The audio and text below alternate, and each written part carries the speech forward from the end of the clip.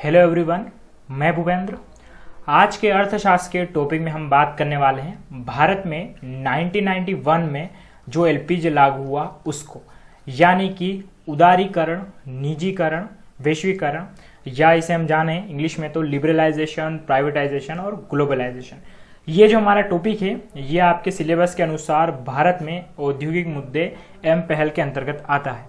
हालांकि हमने एग्रीकल्चर में सीधे मुद्दे एवं पहल की चर्चा करी, लेकिन भारत में उद्योग वाला चैप्टर काफी बड़ा है और इसमें जो यहाँ पर मुद्दे एवं पहल है उसके लिए आपको पृष्ठभूमि जानना काफी जरूरी है। तो आज हम 1991 के बाद का जानेंगे। इससे पहले आप जो पिछला लेक्चर है भारत में उद्योग विकास उसको जरूर देखें। अगर वो लेक्चर देखेंगे तभी ही आप यहाँ पर बहुत सारी चीजें समझ पाएंगे। तो एक यात्रा है उद्योग विकास की, जहां पर हमने पहले 1947 से लगाकर और 1991 तक की बात करी थी। अब 1991 में एलपीजी लागू होने के बाद जो प्रभाव हुए उसकी हम यहाँ पर चर्चा करने वाले हैं। चलिए तो शुरुआत करते हैं यहाँ पर, फिर बिना किसी देरी के।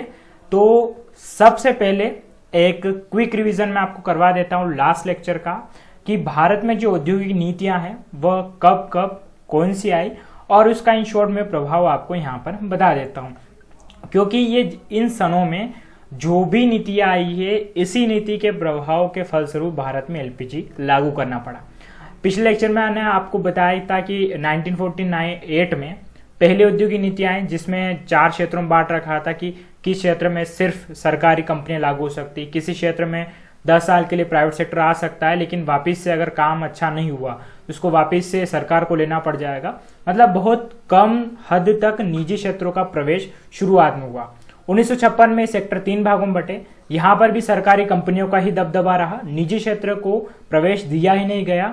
फिर 1977 में जब नई सरकार आई थी मोरारजी देसाई की, तो उन्होंने कुछ ज्यादा चेंजेस किए नहीं, इसका रिव्यू किया और यहाँ पर थोड़ा सा धीरे धीरे जब आगे बढ़ेंगे तो लघु और कुटीर उद्योग पर फोकस हुआ और जिला उद्योग केंद्रों की स्थापना होने लग गई। और 1980 से थोड़ा थोड़ा प्रभाव उदारीकरण का होने लग गया था। और 1991 में कुछ नीतियां मैंने आपको बता दी थी, जहां पर 5 क्षेत्रों को छोड़कर सभी क्षेत्रों को प्राइवेट सेक्टर के हवाले कर दिया गया। और वर्तमान में 3 ही सेक्टर ऐसे हैं जो अभी गवर्नमेंट चला सकती, बाकी सारे क्षेत्र में जो प्राइवेट कंपनियां वो प्रवेश कर सकती है। इन शॉर्ट मैंने आपको समझाया, इसके लिए वो वीडियो आप जरूर देखें ताकि आज जो हम एलपीजी जानने वाले हैं इसके बारे में डिटेल आप वहीं से समझ पाएंगे। चलिए तो अब यहां पर हम एक एक करके बात करते हैं।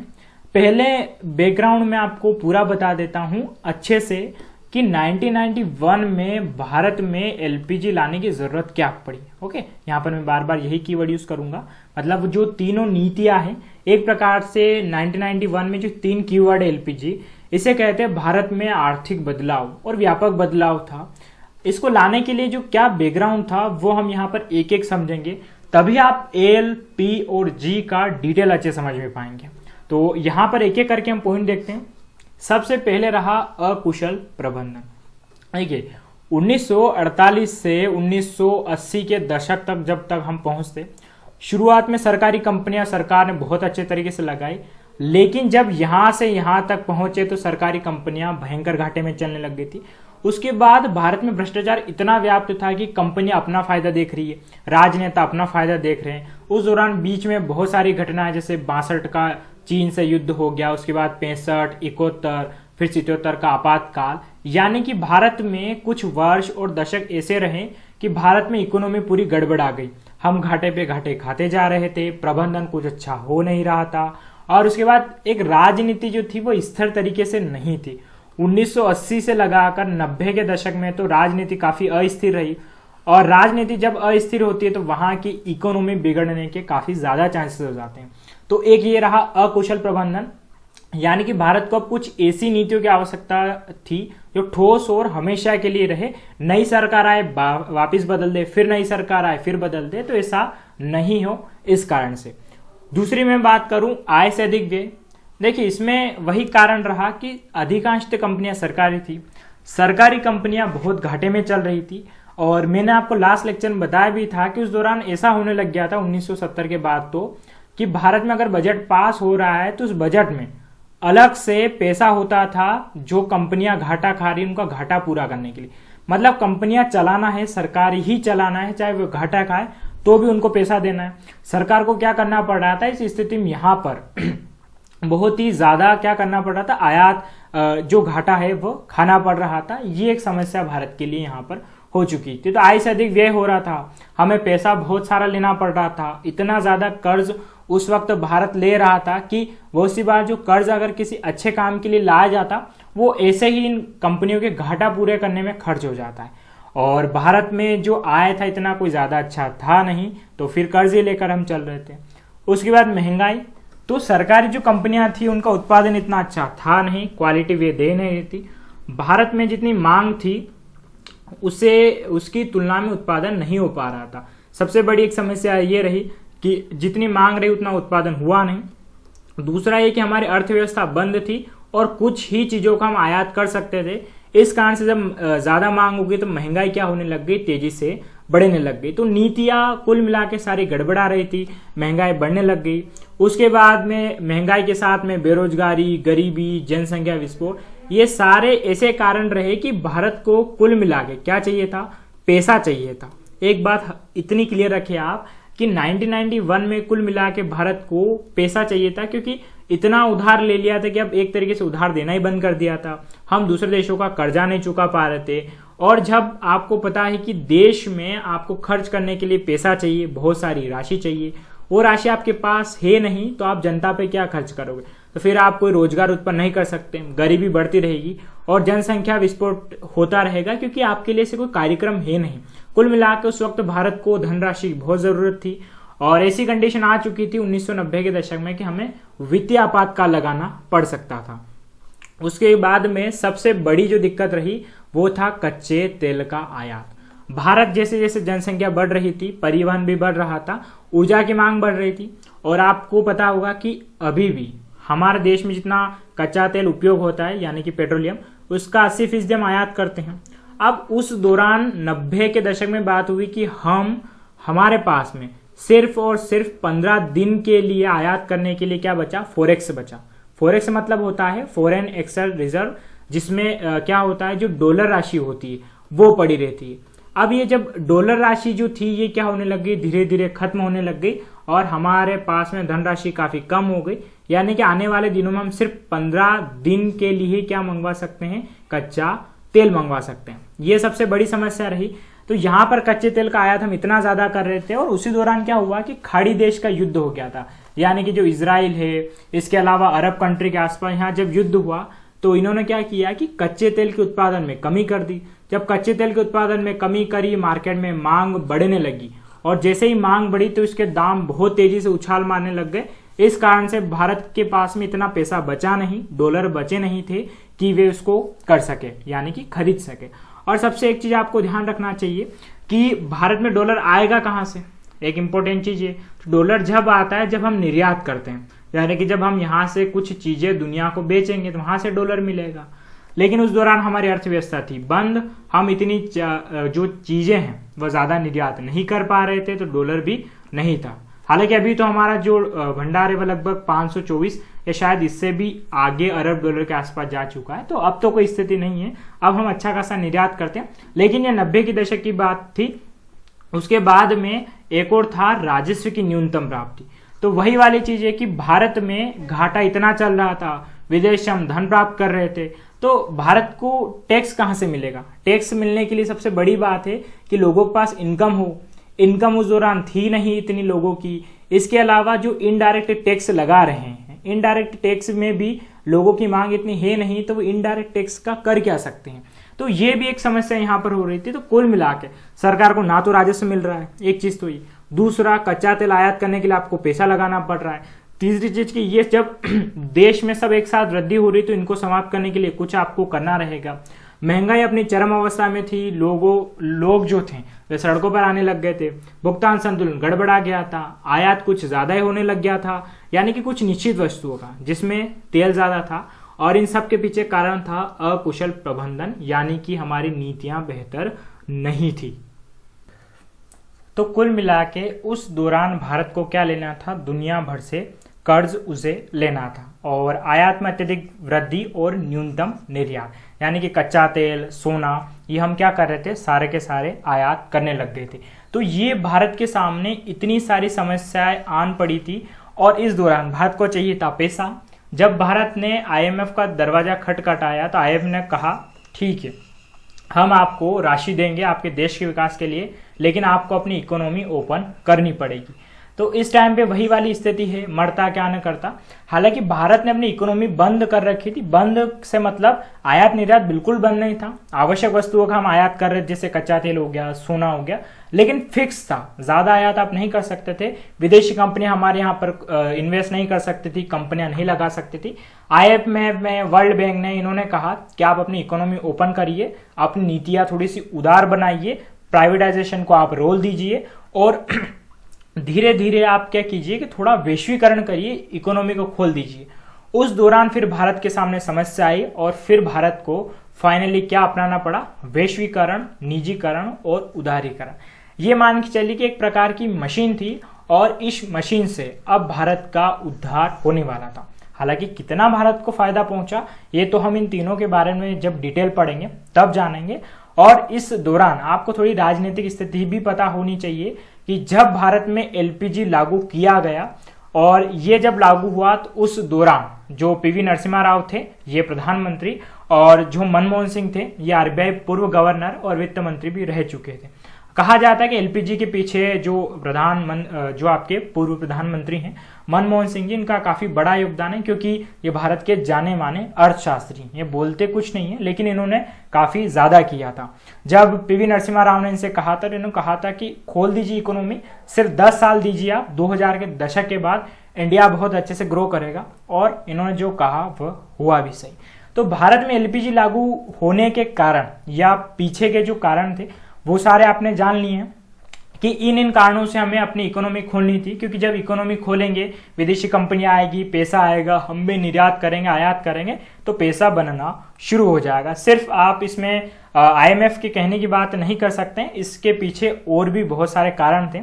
और निजीकरण एक मांग जरूर बन गया था, क्योंकि जो सरकारी कंपनियां वे घाटे में चल रही थी और आपको पता है कि पहले के रूल्स एंड रेगुलेशन कैसे थे। चलिए आइए तो अब हम एक एक करके इन टॉपिक पर डिटेल से चर्चा करते हैं कि उदारीकरण क्या है, निजीकरण क्या है और वैश्वीकरण क्या है। सबसे पहले बात करेंगे हम उदारीकरण या लिबरलाइजेशन।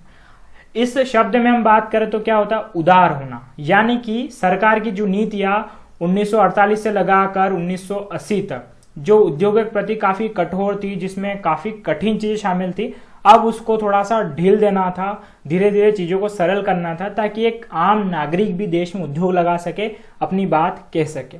उदारीकरण में क्या था, खासकर कुछ पॉइंट आएंगे, उन पॉइंट को हम एक एक करके समझेंगे। सबसे पहले क्या हुआ, औद्योगिक क्षेत्र का विनियमीकरण हुआ। विनियमीकरण मतलब 1948 से 80 तक की जो नीतियां थी अब इनमें सुधार की आवश्यकता थी, क्योंकि नीतियां बड़ी बेकार थी, प्राइवेट सेक्टर को एंटर होने नहीं दे रही थी। तो उस दौरान क्या क्या चीजें थी, आपको पता होगा कि लाइसेंस प्रक्रिया अपनी चरम अवस्था पर थी। लाइसेंस प्रक्रिया मतलब ये कि अगर आपको कोई उद्योग लगाना है उसके लिए लाइसेंस लो, उद्योग में क्या उत्पादन करना है उसके लिए लाइसेंस लो, अगर आपको लग रहा है उद्योग घाटे में है और उसको बंद करना है तो लाइसेंस लो। मतलब आपको इतने सारे लाइसेंस लेने पड़ते थे कि आप फिर सोचेंगे इससे अच्छा तो मैं बिजनेस ना करूं। तो इस लाइसेंस प्रक्रिया की वजह से क्या हो रहा था, प्राइवेट सेक्टर जो है वो इंटर नहीं कर पा रहा था, कंपटीशन नहीं बन रहा था और सरकारी कंपनियां घाटे में चल रही थी। तो इस लाइसेंस प्रक्रिया क्या कर दिया गया, समाप्त कर दिया गया। और मैंने बताया था तत्कालीन रूप से सिर्फ 5 सेक्टर को छोड़कर सभी के लिए लाइसेंस खत्म कर दिया, जो चाहे जैसा उद्योग लगा सकता था। 5 सेक्टर में लाइक दैट परमाणु हो गया, रेलवे हो गया, या इसके अलावा रसायन उद्योग है। ये मैंने आपको बता रखे हैं पिछले लेक्चर में कि कौन कौन से ये थे।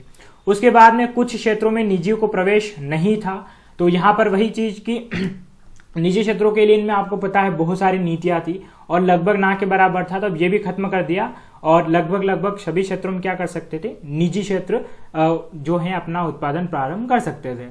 उसके बाद में कुछ वस्तुओं का उत्पादन लघु उद्योग ही कर सकते थे, निजी क्षेत्रों के उत्पादों की कीमत तय। यानी कि यही चीज निकल कर आती है कि सरकार ने क्या किया था कि लघु सेक्टर है या कुछ कुटीर सेक्टर है, उनके लिए उत्पादन फिक्स कर दिया था। मान लेते हैं आपने कोई कंपनी खोली है, आपको अपनी कंपनी में मान लेते हैं कि स्क्रू चाहिए, आपने कार बनाने वाली कंपनी खोली, आपको अपनी कंपनी में स्क्रू चाहिए, तो आपको अपने स्क्रू क्या करने पड़ेंगे, किसी एक छोटी कंपनी से फिक्स करने पड़ेंगे। सरकार इसमें क्या करती थी कि आपको अपनी कंपनी का 25% जो कच्चा माल है वो इसी कंपनी से लेना पड़ेगा। सरकार में क्या होता था, यहाँ फिक्स कर दिया। अब जो निजी कंपनी है उसे कैसे भी करके उससे लेना है। अब चाहे वो खराब माल दो अच्छा दो तो भी क्या करना है, लेना होता है। उसके बाद निजी क्षेत्र के उत्पादों की कीमत है, तो कीमत भी सरकार तय कर रही थी, इसमें वे भी घाटे में जा रहे थे। तो ये सारी जितनी भी चीजें थी ये खत्म कर दी गई। लाइसेंस प्रक्रिया खत्म, निजी क्षेत्र आ सकते थे, अपने हिसाब से उत्पादन कर सकते थे और जो उनकी मांग के हिसाब से एक उत्पादन कीमत है वो भी क्या कर सकते थे, तय कर सकते थे।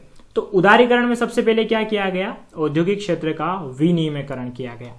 उसके बाद नेक्स्ट पॉइंट था वित्तीय क्षेत्र में सुधार। अब वित्तीय क्षेत्र में क्या क्या आते हैं, इसमें भारत में व्यावसायिक बैंकें, निवेश बैंकें, स्टॉक एक्सचेंज और विदेशी मुद्रा बाजार। जैसे कि आपको पता होगा, पहले इनके बारे में हम चर्चा कर लेते हैं। भारत में व्यावसायिक बैंकें यानी कि SBI, HDFC, देना बैंक, जो भी सुना आपने, ये सारी क्या है, व्यावसायिक बैंकें हैं। दूसरा है निवेश बैंक। निवेश बैंक मतलब वे बैंक है जो किसी सेक्टर में निवेश करती है। निवेश से मतलब होता है, जैसे कि मैं आपको उदाहरण बताता हूँ, आपने अपने मोबाइल में क्या होगा, अभी 1.5 GB का डेटा पैक करवा रखा होगा। ये आपने क्या किया, अपने मोबाइल में निवेश कर रखा। अब इस निवेश का फायदा ले सकते हैं, या तो मूवी देखें या आप मेरे लेक्चर देख रहे हैं, आप जो भी देख रहे हैं, आपने इन्वेस्ट किया है 1.5 GB, इसके लिए कुछ राशि आपने दी होगी ताकि आपको इससे क्या मिल सके, कुछ फायदा मिल सके। वैसे ही उस दौरान निवेश बैंकें हुआ करती थी जो किसी नई कंपनी लगानी है तो उसके लिए लोन प्रोवाइड करवाती थी या कुछ करवाती थी, ये सारी चीजें होती थी। तो निवेश बैंकें जो होती है कुल मिला के लोन देना, ये लोगों के पैसे नहीं रखती, बस लोन प्रोवाइड करना, कहीं पे इन्वेस्ट करना ताकि उससे ब्याज मिले और वो कंपनी चलती रहे। स्टॉक एक्सचेंज तो शेयर मार्केट की सीधी सी बात है, आपने BSE और NSE का सुना होगा। और हालांकि स्टॉक एक्सचेंज आपके अलग से टॉपिक है, इसमें हम डिटेल से चर्चा करेंगे। और विदेशी मुद्रा बाजार यानी भारत का जो रुपया है उसका आधार क्या होगा, इन सभी चीजों को, ठीक है, ये व्यावसायिक बैंक, निवेश बैंक, स्टॉक एक्सचेंज और विदेशी मुद्रा बाजार, इन सब पर सिर्फ एक ही कोई था जो रूल्स एंड रेगुलेशन चलाता था, वो था RBI। यानी कि इन सभी पर कंट्रोल करना किसके हाथ में था, RBI था। अब किसी को लोन देना है तो RBI से पूछना, शेयर मार्केट में निवेश करना है तो RBI से पूछना, किन वस्तुओं का निवेश नहीं। यानी कि यहाँ पर RBI इतने कंट्रोल और इतने रूल्स एंड रेगुलेशन थे ताकि कोई भी व्यक्ति निवेश ही नहीं कर पाता था। विदेशी मुद्रा बाजार यानी कि रुपये का मूल्य क्या होगा ये भी RBI तय करता था। आज आपको तो पता होगा रुपये का मूल्य अपने आप इंटरनेशनल मार्केट पर है, लेकिन उस दौरान भी क्या करता था, RBI तय करता था। तो 1991 की उदारीकरण नीति में क्या किया गया कि यहाँ पर जो इंपॉर्टेंट चीज वो ये कि RBI को सब के ऊपर से नियंत्रक की भूमिका से हटाकर किसी की भूमिका में लाकर खड़ा कर दिया सहायक की भूमिका। ऐसा नहीं कि RBI को खत्म कर दिया गया, बस ये कि थोड़ा सा सपोर्ट में कर दिया गया और इनके कि ज्यादा रूल्स एंड रेगुलेशन नहीं, हाँ कुछ जो रूल्स एंड रेगुलेशन है वो RBI को अभी भी मानने पड़ेंगे। हालांकि स्टॉक एक्सचेंज के लिए तो अलग से आपको पता होगा कि एक संस्था बन गई है, विदेशी मुद्रा बाजार का तो इंटरनेशनल मार्केट से जोड़ दिया और इन पर RBI के रूल्स अभी भी काम करते हैं लेकिन बहुत कम हो गए हैं। तो यहाँ पर क्या हुआ, RBI जो है वह नियंत्रक की भूमिका से सहायक की भूमिका में आ गया। अब भारतीय बैंकों में विदेशी जो लोग हैं वे भी निवेश कर सकते थे, भारतीय बैंकें विदेश में भी अपनी शाखा खोल सकती थी, कोई भी बैंक चाहे कितनी भी शाखा खोल सकती थी। शेयर मार्केट में विदेशी लोग भी अब FDI के थ्रू या FII के थ्रू निवेश करने लग गए थे। यानी कि कुल मिला के बाहरी लोगों के लिए भी हमने खोल दिया था। और विदेशी मुद्रा बाजार का तो मैं जस्ट आगे चर्चा करता हूं। तो वित्तीय क्षेत्र में क्या हुआ कि अब धीरे धीरे इसमें भी नीति RBI ने अपनी सरल कर दी ताकि जो लोग हैं बैंकों के थ्रू आसानी से वित्तीय लेन देन कर सकें। इसके बाद में थर्ड पॉइंट आता है कर व्यवस्था में सुधार। ये सबसे महत्वपूर्ण था क्योंकि उस दशक में भारत जो था वो टैक्स लेना शुरू कर रहा था, लेकिन इतना टैक्स से ज्यादा लिया जाता था कि हर कोई टैक्स नहीं देता था। तो सरकार ने क्या किया कि खासकर आपको पता होगा 2 प्रकार के कर होते हैं, प्रत्यक्ष और अप्रत्यक्ष कर। तो प्रत्यक्ष और अप्रत्यक्ष कर के लिए सरकार ने क्या किया, इनको अब धीरे धीरे कम करना शुरू कर दिया। क्योंकि एक बात निकल कर जो सामने आ रही थी वो ये कि अगर सरकार टैक्स बहुत ज्यादा लगाएगी, या मैं सीधी सी बात करूं प्रत्यक्ष कर की, अगर किसी टैक्स ज्यादा लगाएगी तो लोग इसे देने से चूकते हैं, लोग बेईमानी करेंगे। मैं आपको एक उदाहरण समझाता हूं कि फॉर एग्जाम्पल अगर आप साल में 2 लाख रुपए कमा रहे हैं, ओके, और ये सरकार तय कर देगी 2 लाख रुपए में से आपको 20,000 रुपए टैक्स देना पड़ेंगे। तो आप कोशिश करेंगे कि आप अपनी आय को जैसे तैसे करके 1,90,000 बताएं ताकि आप बच जाएं 2,000 के टैक्स से। लेकिन अगर आपको ये खबर मिले कि 2 लाख रुपए पे आपको सिर्फ 500 रुपए टैक्स देना है, तो आप हंसी खुशी दे देंगे। आपको लगता है कि चलो ठीक है, देश ने मेरे लिए इतना किया, मैं 500 रुपए टैक्स दे दूंगा। अब इसमें क्या होता है कि सिर्फ 500 रुपए देने वाले 1,000 लोग खड़े हो जाएंगे, लेकिन यहाँ पर 2 लाख रुपए से अपनी राशि कम करने के लिए लोग बहुत सारे आएंगे। इसमें सरकार को जितना टैक्स मिलना चाहिए 20,000 वो बिल्कुल भी नहीं मिलेगा, और ऐसे करते करते उसे 500 ज्यादा मिल जाएगा। कुल मिला के कि टैक्स अगर आप कम करोगे तो लोग टैक्स देने में अपनी इच्छा जाहिर करते हैं। तो यहाँ पर भी प्रत्यक्ष कर में टैक्स जो है वो कम किए गए, और जो उत्पादन वस्तुएं होती थी, आपको पता होगा हर वस्तु पर टैक्स लगता है, चाहे आप मोबाइल पे लेकर आते तो उस पर भी भारत सरकार टैक्स लगाती, तो वो भी कम कर दिया गया, ताकि इससे क्या हुई, महंगाई क्या होने लग गई, कम होने लग गई। और भारत में अब धीरे धीरे जो है वो पैसा बाहर से कंपनियां आने लग गई, तो उनसे आने लग गया था। तो तीसरा जो उदारीकरण किया वो किसमें किया, कर व्यवस्था में उदारीकरण किया। आशा करता हूं यहां तक 3 पॉइंट आप समझ पा रहे होंगे और नोट्स तो बाकायदा प्रिपेयर कर ही रहे होंगे। उसके बाद में चौथा और काफी समझने वाला पॉइंट है, इस पे आप अच्छे से फोकस करें, बहुत बढ़िया तरीके समझाएंगे। विदेशी विनिमय में सुधार। देखिए, विनिमय का मतलब होता है एक प्रकार से लेन देन। भारत ने 1991 में क्या किया, भारतीय रुपये का अवमूल्यन किया। अब ये अवमूल्यन क्या होता है इसको समझ लीजिए।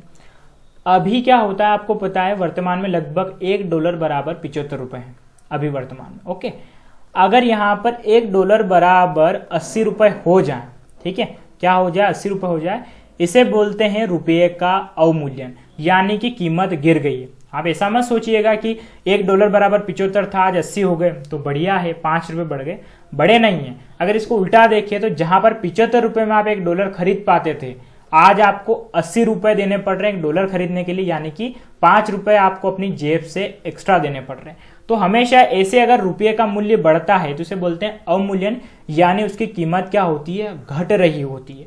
बस आप इतनी बात याद रखें, 75, 80 और आगे बढ़ता जाएगा ये 100 की तरफ, जिसे बोलते हैं अवमूल्यन।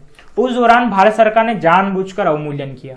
अब आप सोचेंगे जानबूझकर सरकार ने ऐसा क्यों किया, इसके पीछे एक लॉजिक था। लॉजिक क्या था ये समझिए आप, कि यदि कोई देश प्रतिकूल भुगतान संतुलन, कुल मिला के व्यापार घाटा इसे हम कह सकते हैं, का सामना कर रहा है, तो इस स्थिति में वह अपनी मुद्रा का अवमूल्यन करता है, जिससे उसका निर्यात सस्ता हो जाता है और आयात महंगा हो जाता है। एक चीज समझिए यहाँ पर, भुगतान संतुलन मतलब ये कि हम आयात बहुत ज्यादा कर लेते हैं और निर्यात बहुत कम करते हैं। मान लेते हैं फॉर एग्जाम्पल, आप वहां से 100 रुपए की चीजें आयात कर रहे हैं और इधर से निर्यात कर रहे हैं 50 रुपए की, तो इन दोनों का जो अंतर आया वो आया 50 रुपए, यानी कि आपको 50 रुपए का घाटा हुआ। तो कुल मिला के भारत में क्या हो रहा था उस दौरान, व्यापार घाटा चरम अवस्था था।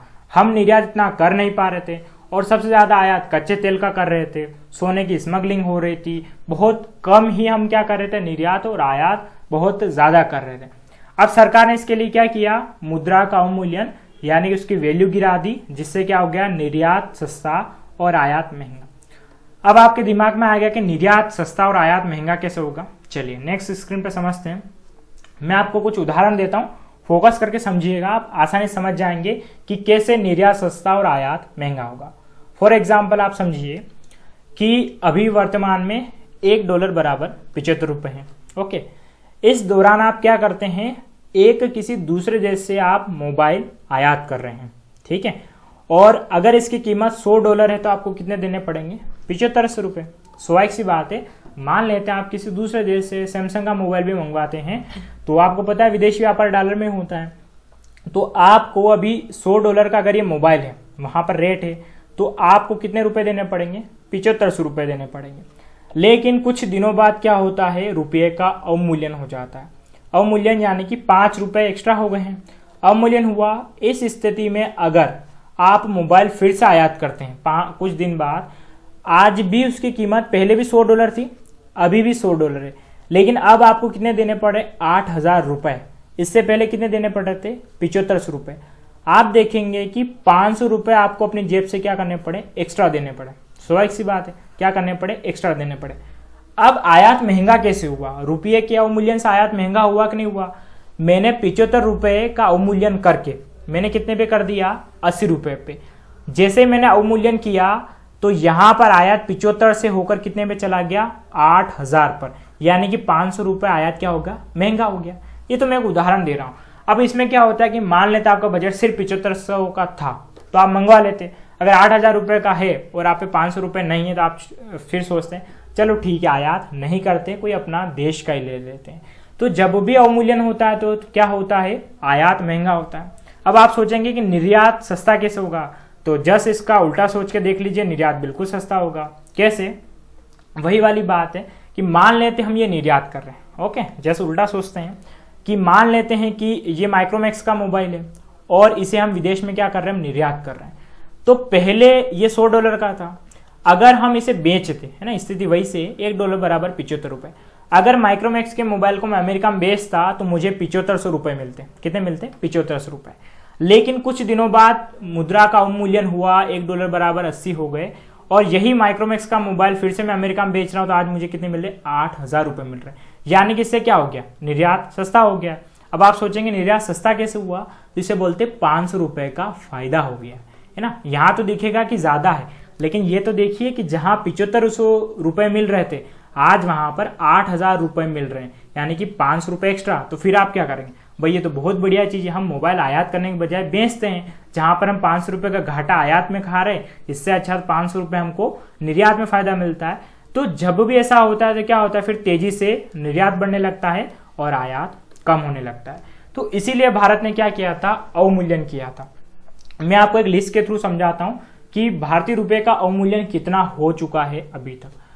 जब हम आजाद हुए थे तब एक $1 बराबर ₹1 हुआ करता था। ये बड़ा इंटरेस्टिंग लगेगा आपको, ये 1947 की कंडीशन है। उसके बाद में 1990 आप देखिए कि 1990 में कितना था, 17 रुपए था $1। ये बढ़ रहा है, मतलब इसे बोलते हैं अवमूल्यन, जहां पर क्या हो रहा है, रुपये का मूल्य घट रहा है। तो $1 बराबर 17.5 रुपए था। 1951 में सरकार ने खुद कह दिया कि अब $1 बराबर 24 रुपए। तो वही वाला 7500 8000 वाला कॉन्सेप्ट यहाँ पर भी लागू होगा। और धीरे धीरे आज अवमूल्यन इतना हो चुका है कि 2015 तक तो 63 और आज 2020 में ये 75 के आसपास घूम रहा है। यानी कि ₹1 से 75 रुपए का अवमूल्यन हो चुका है। बाकी आज भी $1 बराबर कितना है, उतना ही है। कुछ लोग कहते हैं कि यहाँ पर रुपये की वैल्यू नहीं घटी है, जो डॉलर है उसका जो आधिक्य वो बढ़ गया। हालांकि कहने की बातें अलग अलग है, कुल मिलाकर डॉलर के मुकाबले रुपया कमजोर हो चुका है इतने सालों में। तो आशा करता हूं आपको 1991 में अवमूल्यन क्यों किया गया, ताकि हमारा आयात कम हो और निर्यात ज्यादा हो, समझ में आ गया होगा। आगे हम बढ़ते हैं और नेक्स्ट पे देखते हैं उदारीकरण का 5वां पॉइंट, व्यापार और निवेश नीति में सुधार। अब व्यापार और निवेश नीति में क्या सुधार किया हमने, तो आयात और निर्यात पर परिमाणात्मक प्रबंध समाप्त। अब ये क्या होता है, इसको समझे। पहले क्या होता था कि भारत सरकार अपनी इकोनॉमी बंद रखना चाहता था, और मैंने कहा भी था कि ऐसा क्यों, क्योंकि अंग्रेज जिस हिसाब से आए, राज किया, सबके मन में एक डर था कि ऐसा ना हो कि फिर से विदेशी कंपनियां आए फिर भारत में राज करने लग जाए। तो सरकार ने एक लिस्ट बना रखी थी कि विदेश से सिर्फ यही चीज आयात की जा सकती है और यही निर्यात की जा सकती है। और इसमें एक बढ़िया सा एग्जाम्पल देता हूं मैं आपको, सोने के बारे में, है ना, गोल्ड की बात कर रहा हूं मैं। उस दौरान क्या था कि सोना फिक्स था कि भारत में एक साल में इतना सोना आ सकता है और एक व्यक्ति इतना ही मंगवा सकता है। तो आपने एक चीज नोटिस करी होगी कि एक पुरानी जब मूवियां होती थी उसमें स्मगलिंग बहुत होती थी, और खासकर आपको सोने की ईंटें देखने को मिलती थी। रॉबर्ट और मोना जैसे कैरेक्टर आपने बहुत सुने होंगे। ऐसा क्यों होता था, क्योंकि 1990 के दशक में एक चीज थी, वो ये कि सोना फिक्स मात्रा में आया था, उससे ज्यादा नहीं कर सकते थे। भारत में बड़े बड़े लोग हैं जिनको सोना चाहिए होता था, फिर स्मगलिंग होती थी और सोना महंगे दामों में बिकता था।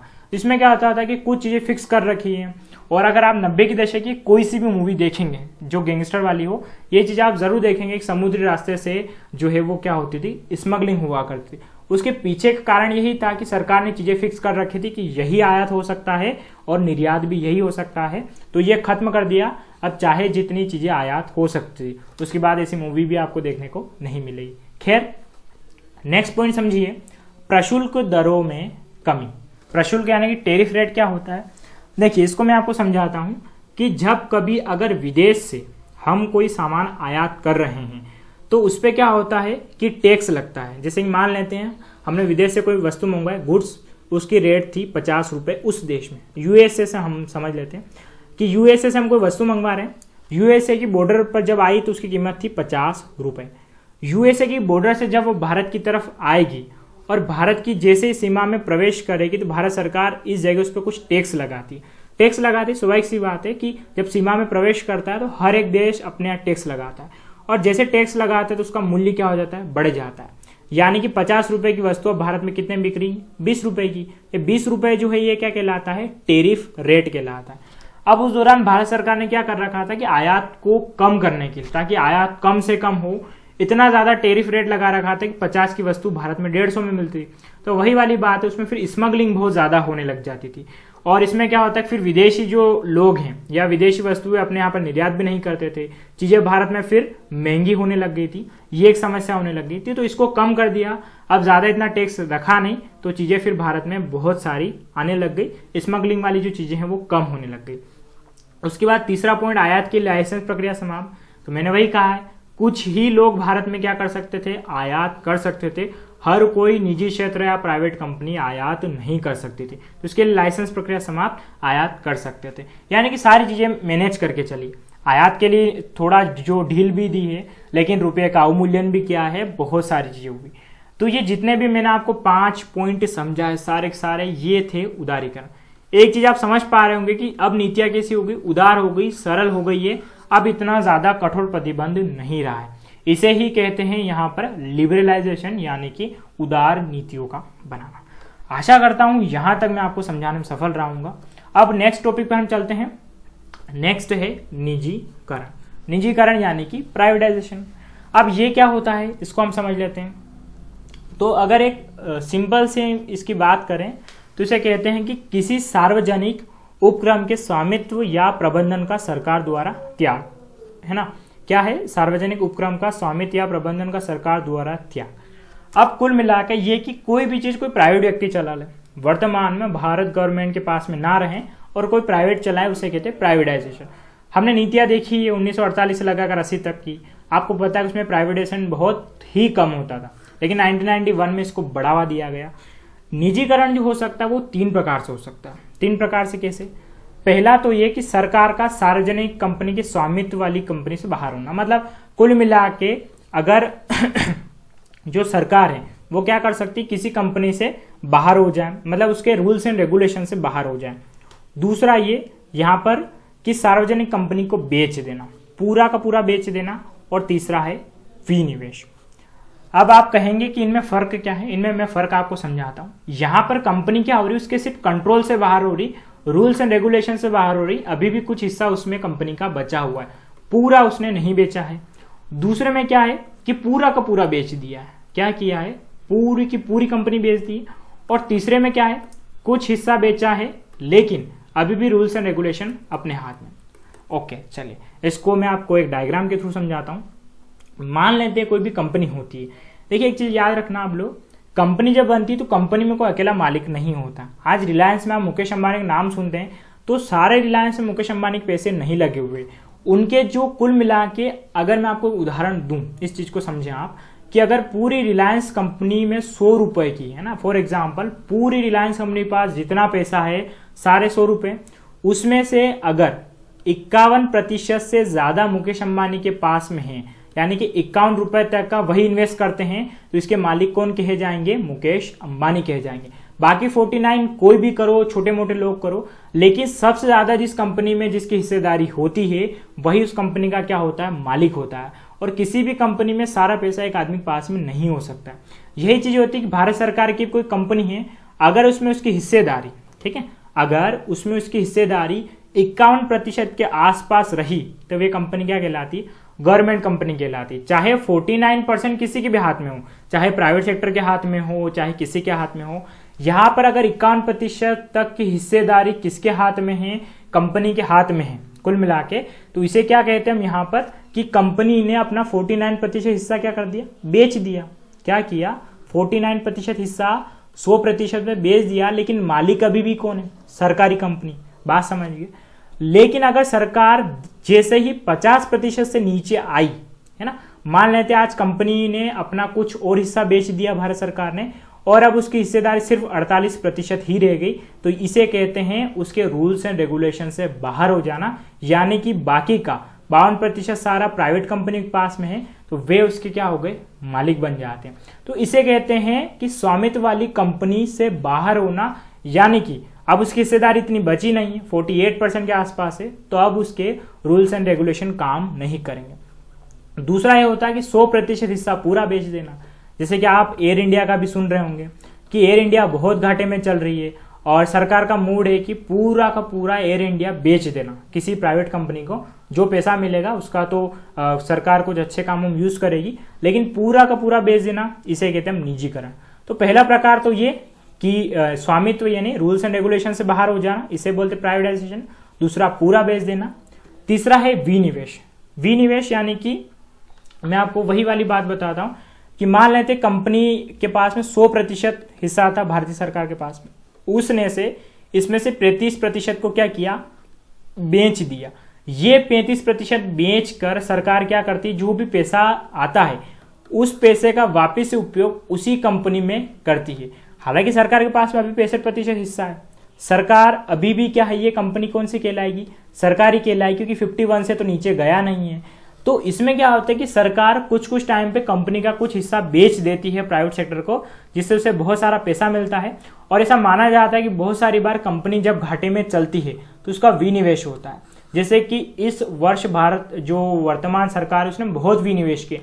HP हो गया, इंडियन ऑयल हो गया, ONGC हो गया, उसकी बहुत सारी थोड़ी थोड़ी हिस्सेदारी बेची सरकार ने, बहुत सारा पैसा मिला। और हालांकि अब पैसे का सरकार क्या करती है वो अलग मैटर है, लेकिन बहुत सी बार ऐसा होता है कि जब सरकार को पैसे की आवश्यकता होती है तो सरकार उन कंपनियों को चाहे फायदे में हो चाहे नुकसान में हो, उनका विनिवेश कर देती है, कुछ हिस्सा बेच देती है, जिससे उसे क्या मिले, पैसा मिले। तो उस दौरान सरकार ने इन 3 तरीके से क्या किया, प्राइवेटाइजेशन करना शुरू किया। तो आशा करता हूं आपको ये चीजें समझ में आने लग गई होगी। निजीकरण, और खासकर जो कंपनियां भयंकर घाटे में थी उन्हें तो पूरी की पूरी बेच दिया, ये सरकार ने तय किया। कुछ कंपनियां सरकार ने रखी और अधिकांश को क्या किया, बेच दिया। आशा करता हूं निजीकरण आपको समझ में आ गया होगा। अब बात करते हैं वैश्वीकरण की। देखिए ग्लोबलाइजेशन का मतलब क्या होता है, पूरी दुनिया, है ना। जैसे कि होता है कि आज जो पूरी कंप्यूटर है, आज जो कंप्यूटर है उसने पूरी दुनिया को घर बना दिया, वैश्वीकरण कर दिया। कुल मिला के वैश्वीकरण के लिए एक टर्म यूज होता है, किसी अर्थव्यवस्था का विश्व की अर्थव्यवस्था के साथ में एकीकरण।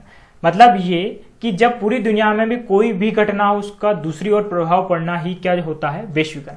आज अगर आप सुना होगा कि चाइना और USA के बीच में ट्रेड वॉर चलता है तो उसका इम्पैक्ट पूरी दुनिया पर होता है। क्यों, क्योंकि हम भी उस दुनिया का हिस्सा है, पहले नहीं थे। 1991 से पहले दुनिया भर में कुछ भी हो भारत में कोई फर्क नहीं पड़ता, क्योंकि हमारी इकोनॉमी इतनी बंद थी, दुनिया भर में कुछ भी हो कोई फर्क नहीं पड़ता। लेकिन आज आप देखेंगे, मैं अगर कोरोना का एग्जाम्पल लूं तो हमारी इकोनॉमी खुली हुई थी, हमारे देश के लोग वहां काम कर रहे, देश के लोग वहां के यहाँ काम कर रहे थे, पूरी दुनिया खुल गई और इसी के कारण आज कोरोना का प्रभाव पूरी दुनिया में। तो वैश्वीकरण से मतलब क्या होता है कि किसी भी एक वस्तु का फर्क पूरी दुनिया में पड़ना। और उस दौरान हमारी इकोनॉमी बंद थी, ना तो हमारे यहाँ पर कोई विदेशी कंपनियां निवेश कर रही थी, ना हमारी कंपनियां बाहर कोई काम कर रही थी। लेकिन आज वैश्वीकरण के फलस्वरूप क्या हुआ है कि हम पूरी दुनिया में फैल चुके हैं और पूरी दुनिया हमारे यहाँ पर भी आ गई है। जैसे कि इसका मतलब ये है, वैश्वीकरण का अर्थ वैश्विक या विश्व भर में फैलने से है, अन्यथा व्यापार को पूरी दुनिया में ले जाना। वैश्वीकरण का अर्थ मोटे तौर पर विदेशी निवेश, व्यापार, उत्पादन, वित्तीय मामलों के संबंध में बाकी दुनिया के साथ घरेलू अर्थव्यवस्था को जोड़ना। 1991 के बाद में बहुत सारी विदेशी कंपनियां भारत में आई, जिसमें फॉर एग्जांपल हम बात करें आज अमेजन है, ठीक है। इसके अलावा एप्पल अपने मोबाइल बेच रही है, चाइना की बहुत सारी कंपनियां भारत में स्टेब्लिश हो गई। कैसे भी, क्योंकि हमने अपनी इकोनॉमी खोल दी और WTO के रूल्स एंड रेगुलेशन के साथ में आपको अपनी इकोनॉमी क्या करना पड़ती है, खोलना पड़ती है। अब जब हमने वैश्वीकरण किया तो वैश्वीकरण में हमने क्या क्या इंतजाम किए वो भी हमें देखने पड़ेंगे।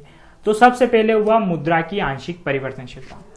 अब इसका एक थोड़ी सी डेफिनेशन देख लेते हैं, फिर सरल शब्दों में मैं आपको समझाता हूं। आंशिक परिवर्तनशीलता का अर्थ भारतीय मुद्रा को अन्य मुद्रा में एक निश्चित सीमा तक परिवर्तन करने से। इसका सीधा फायदा यह हुआ कि विदेशी निवेश या भारतीय निवेशक अपनी मुद्रा को आसानी से एक देश से दूसरे देश में ले जा सकते हैं। उदाहरण समझिए, मान लेते कोई जनाब, ठीक है, कोई अमेरिकन व्यक्ति भारत में अपनी फैक्ट्री खोलना चाहता, ठीक है, उसको लगता है भारत बहुत अच्छी जगह है, भारत बहुत बढ़िया बाजार है, यहाँ पर लोगों की मांग है, वो खोलना चाहता है। अब इतना तो तय है कि उसके पास में जो पैसा होगा वो किस फॉर्म में होगा, डॉलर में होगा। लेकिन क्या भारत में जब वो फैक्ट्री लगाएगा, उसके लिए जब वो बिजली का बिल भरेगा, पानी का बिल भरेगा, डॉलर में भरेगा? बिल्कुल नहीं। उसके बाद जितना भी पैसा होगा उसको किस में कन्वर्ट करना रहेगा, रुपयों में कन्वर्ट करना रहेगा।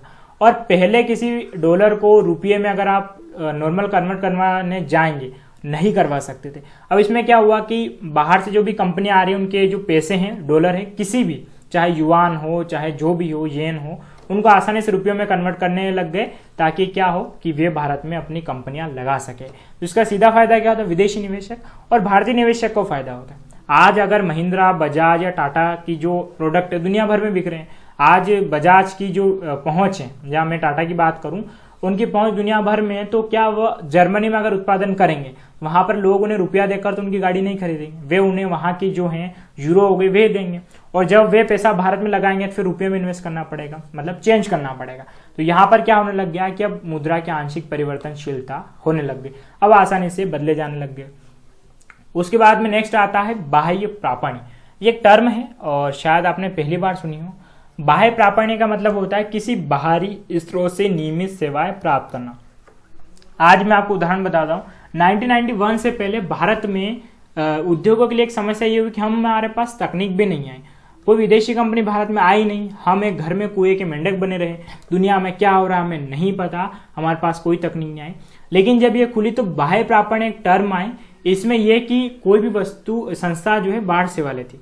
आज ही मैं आपको बता देता हूँ, आज गूगल अमेरिकन कंपनी, हम इसका उपयोग क्यों कर पा रहे हैं? क्योंकि हम वैश्वीकरण से जुड़े हुए हैं, ग्लोबलाइजेशन से जुड़े हुए हैं, इसलिए गूगल हमारे यहाँ पर काम कर रहा है। इसके अलावा आज अमेजन कंपनी भारत में लगी हुई है, उसने बहुत सारे प्रोडक्ट ये कर रखे हैं। तो कुल मिला के किसी बाहरी स्रोत दूसरे देशों से जो सेवाएं ले रहे हैं उसे कहते हैं बाह्य प्रापण। और इसमें भारत को बहुत हेल्प हुई और सबसे ज्यादा फायदा रहा, भारत को तकनीक मिलने लग गई।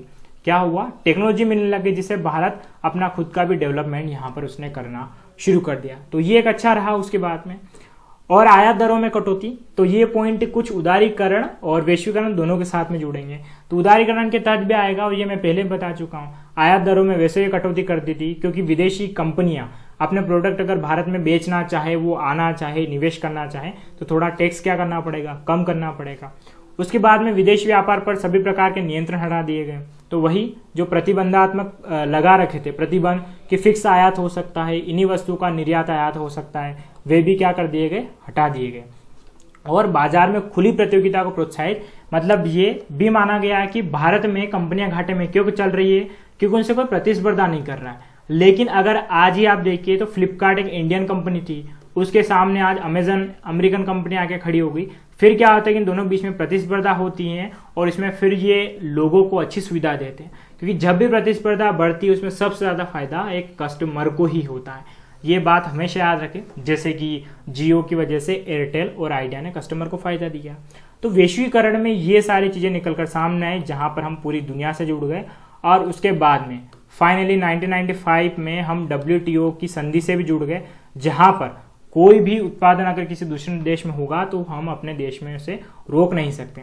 बहुत सारे लोगों के मन में डाउट आता होगा कि जब चाइना से इतनी हमारी सारी समस्या है तो हम एक चाइना से सामान ही क्यों मंगवाते, बंद क्यों नहीं कर देते? तो हमने WTO में संधि कर रखी। अगर आज हम चाइना से आयात बंद कर देंगे तो हो सकता है कि हमें उसको निर्यात भी बंद करना पड़े, और ऐसे तो दुनिया भर के देश करने लग जाएंगे कि वे आयात बंद कर दे, सिर्फ निर्यात करते रहें। ऐसा नहीं हो सकता। जब आप अपनी वस्तुएं बाहर बेच रहे हैं तो फिर आप उनको अंदर आने से मना भी नहीं कर सकते हैं। तो WTO के संधि के तहत ऐसा होता है। अब वैश्वीकरण हुआ, ये सारी चीजें हुई। अब फाइनल अगर हम इसका एक कंक्लूजन देखें, एक समीक्षा करें कि LPG से भारत को क्या फायदा और क्या नुकसान, यही सबसे महत्वपूर्ण है कि भारत की औद्योगिक विकास यात्रा में जब 1991 में जब ये सारी चीजें निकल कर आई तो हमें इसका क्या फायदा रहा। देखिए, इसके सकारात्मक और नकारात्मक दोनों पहलू है।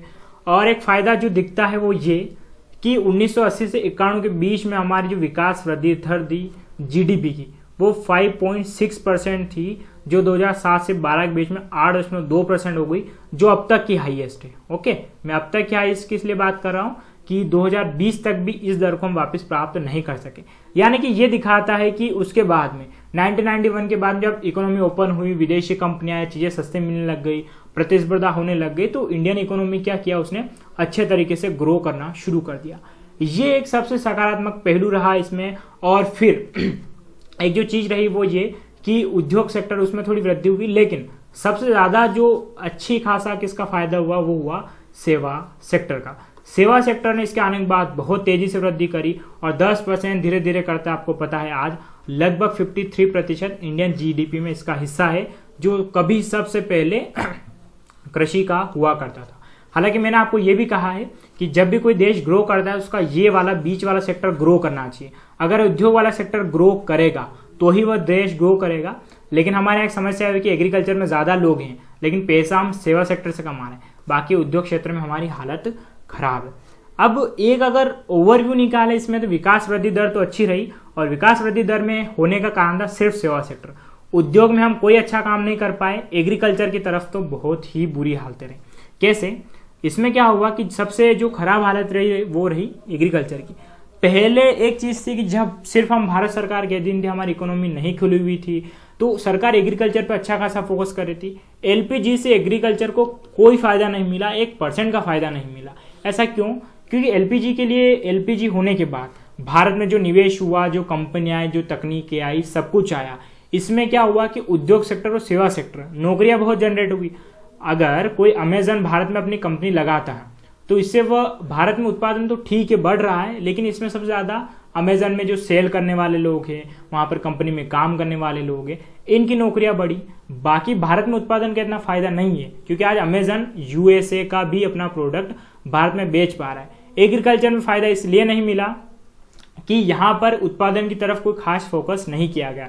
भारत में वैसे हरित क्रांति 1966 में आ चुकी थी, उसका प्रभाव था। एग्रीकल्चर के उत्पादन में जो वृद्धि वो तो ठीक है चल ही रही थी, लेकिन उसके लिए जो एक व्यवस्थित मूल्य मिलना चाहिए था उसमें कोई फायदा नहीं मिला। और सबसे ज्यादा जो हालत खराब रही वो रही भारतीय उद्योगों की। ऐसा माना जा रहा था कि जब विदेशी उद्योग भारत में लगेंगे तो उससे कंपटीशन होगा, प्रतिस्पर्धा बढ़ेगी, लेकिन ऐसा हुआ कि जैसे विदेशी कंपनियां भारत में स्टेब्लिश होना शुरू हुई, दिक्कत ये हुई कि हम उनसे कंपटीशन कर ही नहीं पाए। सबसे बड़ी दिक्कत ये रही। आज मैं एक उदाहरण ही देता हूं आपको। आपने आज से कुछ दशक पहले माइक्रोमैक्स, कार्बन या जो लावा के मोबाइल के नाम सुनेंगे। आप में से शायद ही किसी के पास में जो मोबाइल होगा वह अभी भारतीय होगा, या तो कोरियन होगा सैमसंग का, या चाइनीज मोबाइल होगा। शुरुआत में आज से 5 साल पहले की बात है, ज्यादा नहीं, माइक्रोमैक्स, कार्बन ये भी मोबाइल मार्केट में थे। लेकिन जब से चाइनीज मार्केट ने एंट्री मारी है मोबाइल के मामले में, आज इस मोबाइल की कंपनी पूरी की पूरी तरह ठप हो गई। क्यों? क्योंकि भारतीय कंपनियां उन्हें टक्कर नहीं दे पाई, और हम चाइना से रोक भी नहीं सकते आयात को, क्योंकि WTO की रूल्स एंड रेगुलेशन हम बंधे हुए हैं। सबसे बड़ी समस्या ये रही। उद्योगों में एक दिक्कत ये रही कि जब भारत में बड़े बड़े उद्योग लगे तो भारत के छोटे मोटे उद्योग खत्म हो गए। एक अच्छी चीज पहले हुआ करती थी कि सरकार ने फिक्स कर रखा था कि लघु उद्योग से कुछ चीजें लेनी पड़ेगी, लेकिन जैसे ही भारत में ये चीज खत्म हुई, लघु उद्योग भी खत्म होने लग गए। अब बड़ी बड़ी इंडस्ट्री नई नई टेक्नोलॉजी के साथ में खुद उत्पादन करने लग गई, और जो भारत के छोटे मोटे उद्योग थे, जो गांव से जो चीजें बड़े शहरों की ओर जाती थी कच्चे माल के रूप में, अब वो बंद होने लग गई। इससे क्या हुआ? भारत के छोटे उद्योग बंद हो गए और भारत के उद्योगों की तो कमर टूट गई। अगर एक एलपीजी का एक ओवरऑल व्यू निकालें हम एक वास्तविकता में, तो इसका जो फायदा सोचा था वो नहीं मिला। सबसे मेन बात वो है, ये नहीं कह सकते हम कि फायदा नहीं मिला, फायदा तो मिला, लेकिन जो सोचा वो नहीं हुआ। और सबसे बढ़िया सोचा गया था कि ये सेक्टर ग्रो करेगा, लेकिन ये सेक्टर ग्रो नहीं कर पाया। और सबसे बड़ी जो दिक्कत रही वो रहा WTO, क्योंकि ऐसा माना जाता है कि WTO हमेशा विकसित देशों के फेवर में रहा। आज अगर कोई भी देश अपनी इकोनॉमी खोलेगा तो विकसित देश अपने प्रोडक्ट उस देश में तो पहुंचाएंगे। फॉर एग्जाम्पल, आज भारत में चाइनीज प्रोडक्ट क्यों पहुंच पा रहे हैं? क्योंकि चाइना के पास टेक्नोलॉजी है, लेकिन भारतीय देश के पास में इतनी अच्छी टेक्नोलॉजी नहीं है कि वह दूसरे देशों में निर्यात कर सके। तो ऐसा माना भी जाता है कि WTO जो रहा वो हमेशा किसके फेवर में रहा? विकसित देशों में, और इसने विकासशील देशों का शोषण ही किया। तो 1991 के बाद में कुछ फायदे, कुछ नुकसान, सब कुछ रहे, लेकिन एक ओवरव्यू में हम देखें तो जो फायदा सोचा वो हमें नहीं मिला। चलिए साथियों, तो आशा करता हूं मैं आपको एलपीजी के बारे में समझाने में सफल रहा हूँगा। ये जो हम पढ़ रहे थे यहाँ पर औद्योगिक विकास है मुद्दे में पहल, इसके लिए आपको 1947 से ये जो सफर है 2020 का, ये उद्योग के सेक्टर में तय करना बहुत जरूरी है। इसके बाद में हम और भी अभी मुझे चर्चा करनी रहेगी भारत में नवरत्न महारत्न कंपनियों के बारे में, उसके बाद सूक्ष्म लघु मध्यम उद्योग के बारे में।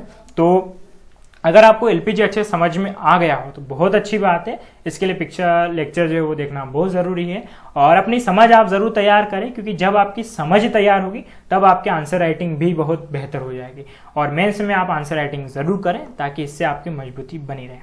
चलिए साथियों, तो आज का वीडियो हमारा यहीं समाप्त होता है। धन्यवाद।